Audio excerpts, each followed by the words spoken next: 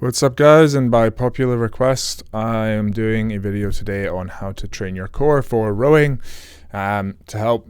Obviously, I think the main one is avoid injury, but also improve technique and improve form. And I think when I hurt my back and I improved my core lots away from the boat, and I did it in the right way, and I came back into the boat, my balance was better. So. If you improve your core, a lot of good things happen. Some of my best rows as well, I could tell when I'd see, to be honest, one thing I learned through my journey with rowing, like if I finished a time trial and I could really feel my core, I pretty much always knew that I had a good row. So like when you use your core within your stroke as well, it's like a really good sign that you're rowing efficiently. So obviously we spend so much time developing our posterior chain. So posterior is basically the back, the anterior chain is the front. So with rowing, we obviously develop our posterior chain so much when it comes to the balancing our body and making sure that we're even. The anterior chain with the core is a big part of it. So I'll do some demonstrations. I've not got a gym in here, and I'm not going to be doing anything crazy, but I'll give everybody an idea of what can help. So essentially with core, there's four main sort of planes that you want to train, if you want to think about it like that. So there's extension and flexion. So that's basically like extending, and flexion is kind of like when you move a muscle, and the muscle flexes and it extends, and we want to do the same with our core. So essentially all that is going this way like that. So like crunching or sit out. Again, I'll give you some examples here in a second. And then the next one is rotational exercises. So literally, I don't know if I have to explain this, but you rotate. So any twisting motion, you want to train that, and you want to train it loaded. A big one as well that I think I'm guessing a lot of people will neglect is anti-rotational work. So you want to have a load that's trying to rotate you, and you want to be trying to stop your core from rotating. So that's another one as well. I'm guessing a lot of people, everybody knows, the crunches and the sit-ups and all that stuff, but there's a couple of exercises that some people I'm sure aren't doing. And then there's of course the rotational exercises as well. So cable, I'm kind of giving you them right now. So once I finish this, you can finish the video, you'll have an idea.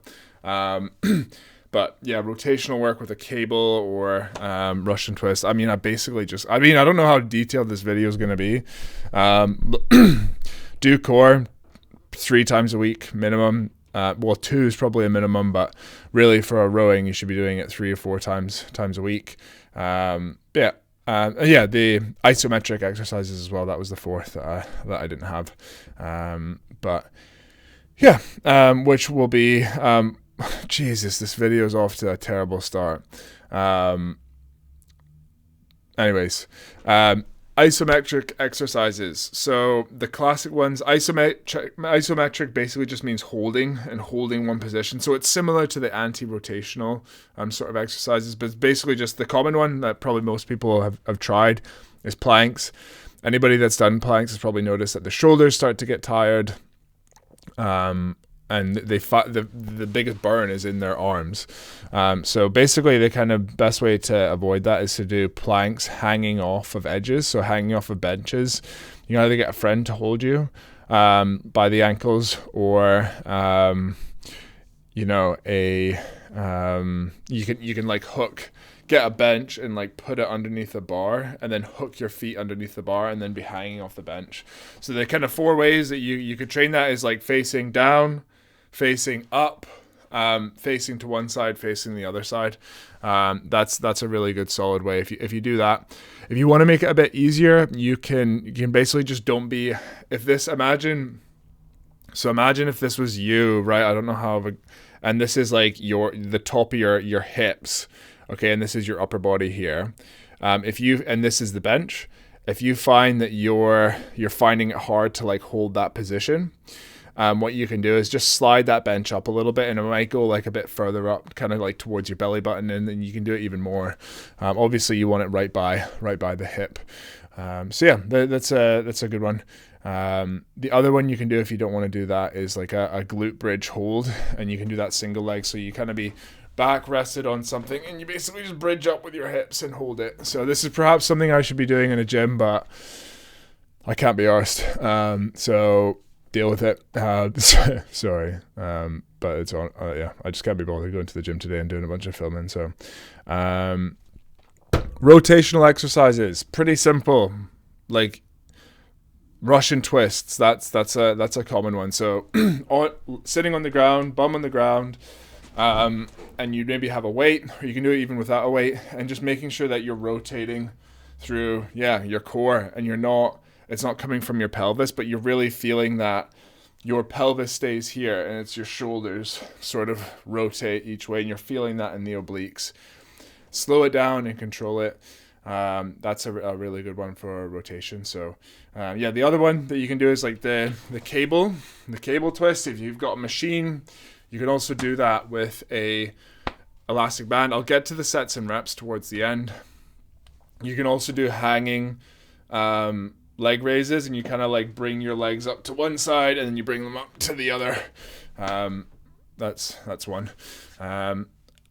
Anti-rotational exercises. So you can do similar to the cable rotation, but you literally just hold it like that, and you just hold it for like 30 seconds. These ones often don't feel as hard.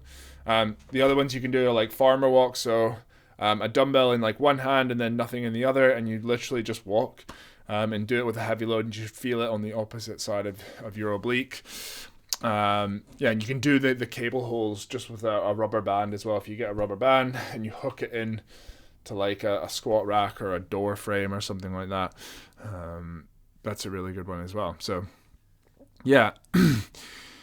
Flexion. So I think, in my opinion, the best ones for this for rowing are hanging knee raises. So like hanging from a bar, and you literally just bring your legs up and bring them down, and don't use any momentum, really slow it down and control it. If you want to, the easiest way you can do this is by having your knees like totally bent in and just bringing up with your knees. And obviously as you get better, extend your legs so that you're doing it with a straight leg. This is the one that I do in the gym all the time, just because it's like a really effective one for in terms of like load. And then the one for the posterior chain for your back, again, I think is fantastic for rowing, is hyperextensions. So you hang off so if this was a bench, you hang off of it like that. And again, if you can get a bar here and you hook your heels underneath it. If you've seen my Instagram, I've done it a few times in the gym. This is another one I do. But yeah, you basically go down, pivoting from the hip, go down all the way as far as you can, and then go all the way up and really squeeze at the top. The kind of analogy, if you want to think about it, is basically imagine there's an eggshell in between your bum cheeks, and you're just trying to like break the eggshell. But yeah, those are the two big ones. You can do leg raises from the ground as well. That's another one. I think crunches are okay, but I don't think it loads enough of your core. And then what else? Are there any other ones I didn't cover? That's more than enough. If you have time, I would recommend trying to do all of them.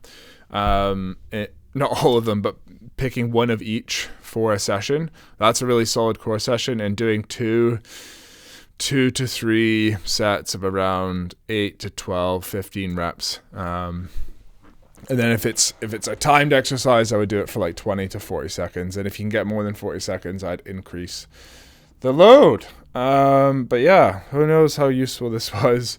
Literally just me talking. Demonstrations may have been better, but I know there's been a few requests for it. So yeah, enjoy. Let me know what you think. Like and subscribe. Unless it was as useful as as useless as it feels it was. I need to stop talking. This is the second video. I've tried to film 2 videos in one day. I think I should just stick to 1 video per day. But it's out there. It's useful. It's just in a disorganized manner. So good luck. Enjoy.